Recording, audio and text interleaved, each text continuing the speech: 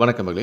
தமிழகத்தில் தென்மேற்கு பருவமழை தீவிரமடைஞ்சிருக்கு. இதன் காரணமாக இன்று 13 மாவட்டங்களில் கனமழை பெய்யும்னு சென்னை வானிலை ஆய்வு மையம் சொல்லியிருக்காங்க. அந்த 13 மாவட்டங்கள் என்னென்ன என்பதை பற்றி தான் நம்ம இந்த வீடியோவில் விரிவாக பார்க்க போகிறோம். இந்த வீடியோக்குள்ளே போகிறதுக்கு முன்னாடி இந்த வீடியோக்கு ஒரு லைக் பட்டனை ப்ரெஸ் பண்ணிடுங்க.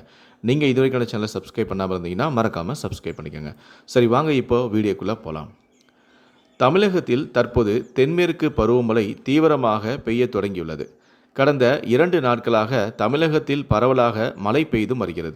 இந்த நிலையில்தான் தென்மேற்கு பருவமழை மற்றும் மேற்கு திசையிலிருந்து வீசும் காற்றின் வேக மாறுபாடு காரணமாக தமிழகத்தில் மழை நீடிக்க வாய்ப்பு ஏற்பட்டுள்ளது.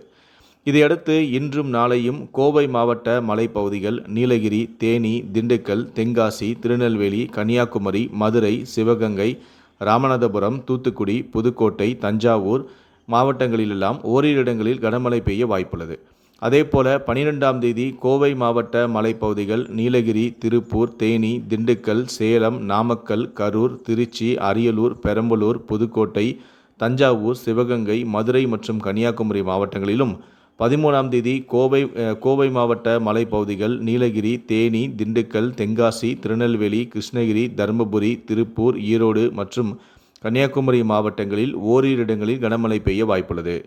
சென்னையில் இன்று வானம் பொதுவாக ஓரளவு மேகமூட்டத்துடன் காணப்படும் எனவும், நகரின் சில பகுதிகளில் இடி மின்னலுடன் கூடிய லேசான முதல் மிதமான மழை பெய்ய வாய்ப்புள்ளது எனவும், மேலும் இன்று முதல் 13ஆம் தேதி வரை மன்னார் வளைகுடா, தென் தமிழக கடலோர பகுதிகள் மற்றும் அதனை ஒட்டிய குமரிக்கடல் பகுதிகளில் சூறாவளி காற்றானது மணிக்கு 55 கிலோமீட்டர் வேகத்தில் வீசும் என்பதால் மீனவர்கள் அந்த பகுதிகளுக்கு செல்ல வேண்டாம் என அறிவுறுத்தப்பட்டிருக்கிறார்கள்.